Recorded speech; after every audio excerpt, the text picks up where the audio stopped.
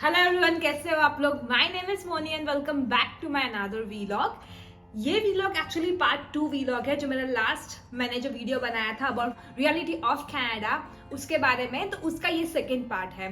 तो इस वीलॉग में एक्चुअली इस वीडियो में एक खासियत है। इस वीडियो में I am gonna talk about the present scenario and the present crisis that Canada is facing right now, और थोड़ा जनरल रियलिटी भी कनाडा की बात करेंगे। जो पहले से ही जो प्रॉब्लम्स आ रहे थे, जो पहले से ही चल रहा था, तो उन सारी चीजों के बारे में आपको मैं बात करूंगी आज। बहुत सारा इंटरेस्टिंग होने वाला है वीडियो एंड आई होप आप ये वीडियो लास्ट तक देखें। तो without any further ado let's get started.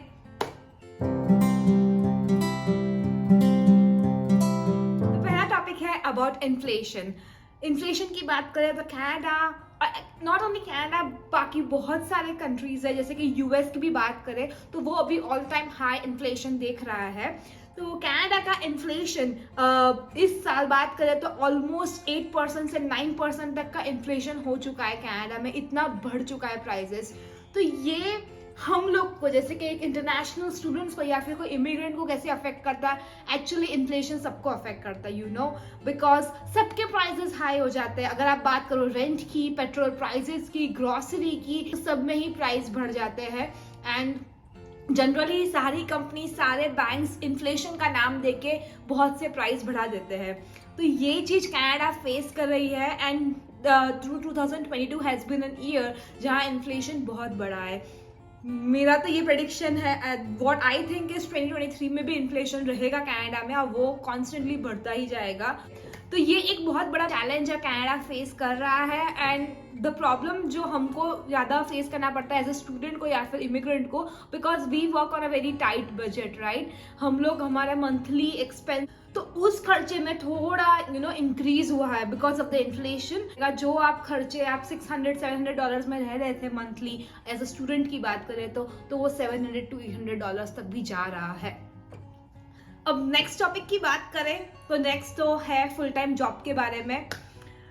हम इस स्टेज पे है 2022 के सब ऐसा बोल रहे हैं कि रिसेशन आने वाला है।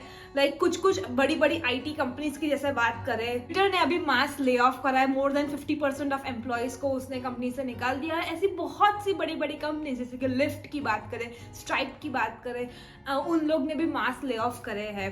तो रिसेशन थोड़ा थोड़ा मार्केट में स्टार्ट हो चुका है और यही डर है कि 2023 में रिसेशन बहुत बढ़ जाएगा, राइट। तो ये सब फुल टाइम जॉब्स में डिपेंड करता है कि फुल टाइम जॉब्स मार्केट में कम आती है, क्योंकि डेफिनेटली कोई भी कंपनी अब इस टाइम पे एक नए एम्प्लॉयज को लेना पसंद नहीं करेगी। वो खुद के जो एम्प्लॉयज हैं उनको भी निकाल रहे हैं, तो डेफिनेटली हायरिंग थोड़ी कम हो रही है अभी इस साल। मैं तो यही बोलूंगी कि आईटी सेक्टर में या फिर आईटी की बात करें तो जॉब्स में दिख रहा है थोड़ा थोड़ा रिसेशन। इतनी मार्केट में जॉब्स भी नहीं है एंड ऑब्वियसली अब तो ईयर एंड भी आ चुका है। अक्टूबर, नवंबर, दिसंबर में तो वैसे ही जॉब्स कम हो जाती है। बट मेरा तभी भी यही सजेशन है कि भले रिसेशन आ रहा हो, कुछ भी आ रहा हो, जस्ट कीप ऑन ट्राइंग। और थोड़ा टाइम लगेगा पर डेफिनेटली जॉब तो लगी जाएगी आपकी। जो नेक्स्ट टॉपिक पे बात करने वाले हैं वो थोड़ा इमोशनल टॉपिक है। इनफैक्ट मैं कह सकती हूँ बहुत सारे लोगों को ये फील हुआ है और मुझे भी ये फील हुआ है। बहुत होम सिकनेस फील होता है, कभी कभार घर की बहुत याद आ जाती है। इट्स नॉट अबाउट कनाडा, आप कहीं भी रह रहे हो, पर होम सिकनेस, अगर आपकी फैमिली से दूर हो आप, तो आपको थोड़ा होम सिकनेस फील होगा। कभी कभार डिप्रेशन तो बहुत बड़ा वर्ड है मेरे लिए, बट येस, होम सिकनेस बहुत बार मुझे फील हुआ है। एंड वो सबको ही होता है मेजरली, बिकॉज सब अपनी फैमिली को छोड़ के आते हैं यहाँ पे। इवेंचुअली सारा काम खुद करो तब यू रिमेम्बर या फैमिली मेंबर, तो तब यू फील कि मैं अभी इंडिया में होती, कि मैं कहीं और होती अभी मेरी कंट्री में मेरी फैमिली के साथ, तो मुझे ज्यादा मजा आती। You can talk with people, you can talk with anyone around. Just आप वो स्टेज में रहोगे आप, एंड अगर आप किससे बात नहीं करोगे, एकदम लेफ्ट आउट रहोगे एक कोने में, तो आपको चीज ज्यादा फील होगी। एंड उससे बेटर है बाहर निकलो, घूमो, लोगों से बात करो, या फिर अपने फैमिली मेंबर्स, अपने फ्रेंड्स को फोन करो। उस टाइम पे आपको थोड़ा बेटर लगेगा। नाउ नेक्स्ट टॉपिक की बात करते हैं, जो एक्चुअली किसको पता नहीं है। कोई ने मुझे ये क्वेश्चन नहीं पूछा, बट आई थॉट ये अवेयरनेस होनी सब में जरूरी है और सबको नहीं पता है कि कनाडा में कितने स्कैम्स होते हैं ऑनगोइंग। तो आई जस्ट वॉन्ट कि ये वीडियो देख के एटलीस्ट आपको पता चले कि कनाडा इज अ कंट्री जहाँ बहुत सारे स्कैम्स होते हैं। एंड यू नो, अगर आप फैमिली से दूर होते हो, आप एक बहुत स्पेशली मैं बहुत डरी डरी यहाँ पे आते हो, राइट? तो यू डोंट नो यहाँ पे गवर्नमेंट कैसा काम करती है, यहाँ पे रूल्स क्या है, तो आप बहुत से स्कैम्स में फंस जाते हो। तो मैं जैसे एग्जांपल देती हूँ आपको, आपको ऐसे नंबर से फोन आते हैं, दे जस्ट टेल यू कि आपके सिन नंबर में कोई प्रॉब्लम है, तो आप प्लीज 1 प्रेस करो एंड देन 2 प्रेस करो, और फिर वो आपकी कोई ऑफिसर से बात कराते हैं एंड 100 बात की एक बात वो आपके अकाउंट से पैसे ले लेते हैं। या फिर ऐसे भी केसेस हुए जिसमें वो बोलते हैं कि आप पे कोई केस हुआ है तो आपको पुलिस स्टेशन आना पड़ेगा। ऐसे बहुत सारे स्कैम्स होते हैं, जॉब फ्रॉड्स होते हैं, टेक्स्ट मैसेज पे फ्रॉड होते हैं, लोग चेक दे देते हैं फिर चेक बाउंस हो जाते हैं। तो ये सारी चीजें होती रहती है यहाँ पे एंड इट्स क्वाइट नॉर्मल। और उनका टारगेट ऑडियंस भी इंटरनेशनल स्टूडेंट्स ज्यादा होते हैं, बिकॉज यू नो आप ऑलरेडी आपको ज्यादा बातें पता नहीं होती है तो अपन लोग ज्यादा फंस जाते हैं। इनफैक्ट मेरे कुछ फ्रेंड्स भी फंस चुके हैं इन सब स्कैम्स में। तो वो एक अवेयरनेस है जो आप में होनी चाहिए, और आप ये बात ध्यान रखना, इफ ऐसा कुछ आपके साथ हो तो 2-3 जनों को आजू बाजू में पूछो, बिकॉज वो उनके साथ भी हो रहा होगा एंड दे वुड नो एक स्कैम है।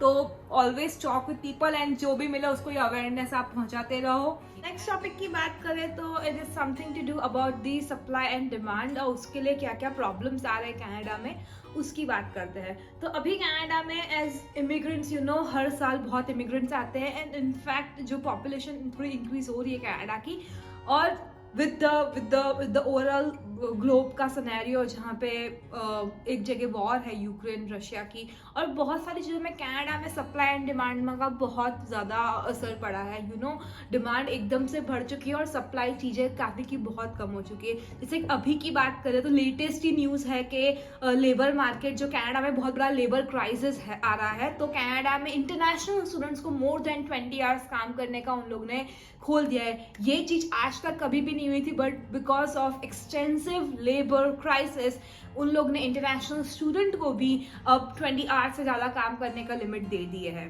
और ऐसे बहुत सी जगह आपको प्रॉब्लम्स दिख रहे हैं, जैसे कि बात करें कार्स की या फिर होम्स की या फिर रेंटल अपार्टमेंट्स की, तो वो सब बहुत डिफिकल्ट हो रहा है। इतनी सारी डिमांड और सप्लाई इतना कम है ना यू नो, तो उसके लिए भी आपको जो प्राइस में हाइक दिख रहा है वो सब्सटेंशियल है, क्योंकि इतने लोग डिमांड कर रहे, राइट? तो काफ़ी महंगा रेंट, काफ़ी महंगी सेकेंड हैंड कार्स या फिर नई कार्स की बात भी करें, इतनी शॉर्टेज चल रही है ना कि उसकी वजह से आपको प्राइस की हाइक दिखते हैं। तो नेक्स्ट टॉपिक की बात करें तो कनाडा में बिकॉज ऑफ इन्फ्लेशन अभी बहुत सारा इंटरेस्ट रेट हाइक हुआ है। इंटरेस्ट रेट हाइक किस में हुआ है? जैसे कि अगर आपको कोई भी चीज़ में, अगर आपकी स्टूडेंट लोन्स कनाडा में चल रही है या फिर आपको एक घर लेना है कनाडा में, होम अगर आपने परचेज किया तो उस पर जो इंटरेस्ट रेट, या फिर आपको न्यू कार लेनी है कनाडा में, अगर आपको कुछ भी चीज़ इन शॉर्ट लोन से बाय करनी है, लोन लेके बाय करनी है, तो उसमें लोन के जो इंटरेस्ट रेट में है उसमें बहुत सारा हाइक हो गया है। पहले तो होम अगर तुमको एक नया घर परचेज करना होता था, राइट, तो कहीं 2% ही आपको रेट ऑफ इंटरेस्ट लगता था, बट वो अब सब्सटेंशियली बढ़ के it has become to up to 4 और 5%, तो विच इज़ अ लॉट। ये सब चीज़ें, अगर आपको कोई नया घर परचेस करना है, कोई नई गाड़ी लेनी है, तो आप 2 बार सोचोगे कि इतना ज़्यादा इंटरेस्ट रेट लग रहा है, तो होल्ड ऑफ करोगे उस चीज़ों को कि ये अभी नहीं लेते या फिर अभी इसको ज़रा स्किप करते हैं, बिकॉज ऑलरेडी एक रिसेशन का टाइम चल रहा है, जॉब स्टेबिलिटी नहीं है यहाँ पे, एक तो नए एक्सपेंसेस या फिर जो एक्सपेंसेस जिसकी प्राइसेस कभी भी बढ़ सकती है यू नो, तो वो सब चीज़ें अवॉइड करते हैं सब लेने का अभी।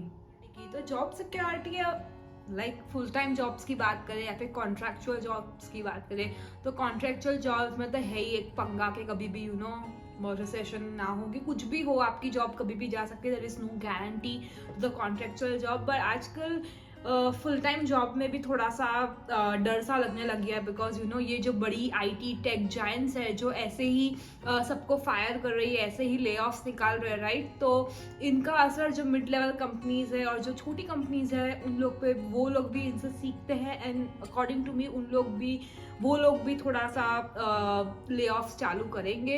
तो आजकल जॉब स्टेबिलिटी थोड़ी सी हिल गई है यहाँ पे कनाडा में। जॉब आज है कल नहीं है, उसका कोई सिक्योरिटी आपके पास नहीं है। तो इस टाइम पे आप क्या कर सकते हो, इस टाइम पे आप यही कर सकते हो कि आप अपने एक्सपेंसेस को बहुत लिमिट करो। एंड ये जो रिसेशन का पीरियड है, ये जो एक साल है, जो 1-1.5 साल तक जो रिसेशन चलता है, जो ये ले ऑफ्स का पीरियड है, राइट, तो उस टाइम पे try to save as much money as you can. अगर आप एक स्टूडेंट हो या फिर एक फैमिली को लेकर एज एन इमिग्रेंट आए हो या फिर आप फुल टाइम जॉब कर रहे हो यहाँ पे कनाडा में, सबके लिए मेरी तो यही गाइडेंस है कि save as much as you can. And jobs का कुछ नक्की नहीं होता है यहाँ पे कनाडा में, तो थोड़ा सेविंग्स होगा तो अगर आपकी जॉब चली भी जाए तो यू हैव सम कैश के जहाँ पे आप सर्वाइव कर सको, आपकी फैमिली सर्वाइव कर सके या फिर आप खुद सर्वाइव कर सको कनाडा में। अब नेक्स्ट टॉपिक पर बात करते हैं, जो भी मुझे काफी लोग ये क्वेश्चन पूछते हैं कि आप अपना टाइम मैनेज कैसे करना चाहिए as an international student. Canada में हो तो टाइम मैनेजमेंट बहुत चैलेंजिंग हो जाता है, बिकॉज आपको अपने सारे काम अपने आप करने पड़ते हैं। एंड सारा यूनिवर्सिटी जाओ, जॉब भी करो, घर का खाना भी बनाओ, तो बहुत सा time management is a real thing. और बहुत से स्टूडेंट्स है वो फेस करते हैं और उनको खुद के लिए या फिर खुद की फैमिली से बात करने के लिए या फिर कई बार हैंग आउट करने के लिए उनको टाइम नहीं मिलता है।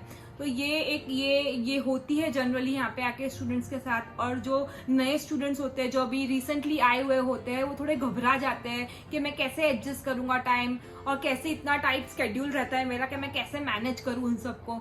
तो ये मेरा जो तरीका है वो आपको हेल्प करेगा इसमें। जैसे कि फॉर मी मेरे डेज फिक्स हुआ करते थे, जैसे आज के दिन मंडे इज फॉर लॉन्ड्री, उस दिन ही लॉन्ड्री होगी, बाकी नहीं होगी, वीक में कभी भी नहीं होगी।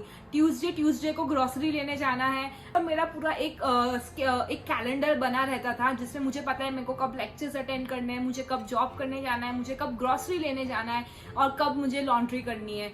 वो सारी बातें मैं एक वीक पहले से मैं मेरा प्लान बना के रखती थी। तो it was really easy for me to manage my time, to get some time for myself, and मैं मेरे घर पे भी थोड़ी बात कर सकती थी, मेरे फ्रेंड्स के घर में बाहर भी जा सकती थी। Planning is always nice. You plan things to make your life easier. मेरा ओपिनियन, ये सब जो इन्फ्लेशन आ रहा है, रिसेशन आ रहा है, ये सब चीजें अभी थोड़े टाइम तक कनाडा में रहेगी। लाइक 2022 तो एंड होने आया है, बट 2023 में भी ये recession, labour shortages and inflation, वो सब तो रहेगा ही। Government is trying to get a control, तो थोड़ी तो ये सब आपको हाइक्स और ये सब तो दिखना ही मिलेगा। बट अगर आप थोड़ा इस टाइम पे संभल के रहे, थोड़ा सोच समझ के एक्सपेंसेस करें आप लोग खर्चे, तो आप इस पीरियड से भी निकल सकते हो। And try to save as much money as you can. And what I think is this is not gonna be a long term scenario. यहाँ 1-8 साल के लिए रहेगा ये, बट मुझे लगता है कि 2023 जब एंड होगा तो सिचुएशन फिर से बेटर होने लगेगी। Canada was not always like that, but ये जो रिसेशन का मार्केट, जो इन्फ्लेशन का मार्केट है, ये अभी पूरे वर्ल्ड लेवल पे चल रहा है। बहुत सी कंट्रीज ये देख रही है, ये प्रोजेक्ट कर रही है कि रिसेशन आएगा या फिर चालू हो चुका है। जो कनाडा गवर्नमेंट अभी ट्राई कर रही है कि ये बहुत लेट है या फिर आए तो बहुत कम समय के लिए आए, तो गवर्नमेंट भी फुल ट्राई कर रही है इसके लिए। तो मेरा यही मानना है कि 1-8 साल में ये सिचुएशन अभी खराब है, बट ये परमानेंट सिचुएशन नहीं रहेगी कनाडा की। तो ये सिर्फ मेरा ओपिनियन है, आप लोग के ओपिनियंस अलग भी हो सकते हैं। और आज के लिए सिर्फ इतना ही, मिलते हैं अब नेक्स्ट वीडियो में, तब तक के लिए टाटा।